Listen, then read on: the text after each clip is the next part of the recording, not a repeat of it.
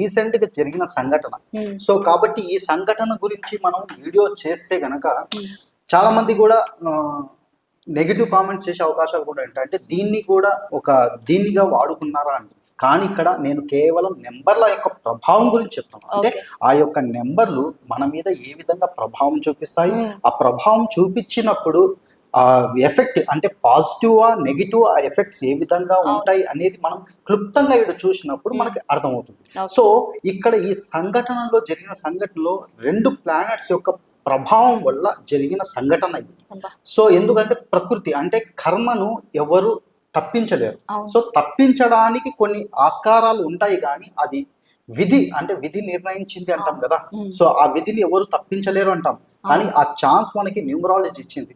So కాబట్టి అది follow అయ్యే వాళ్ళు బెనిఫిట్ పొందుతారు, ఫాలో కాకుండా దాని గురించి తెలియకుండా కొన్ని సంఘటనలు కూడా జరిగిపోతుంటాయి.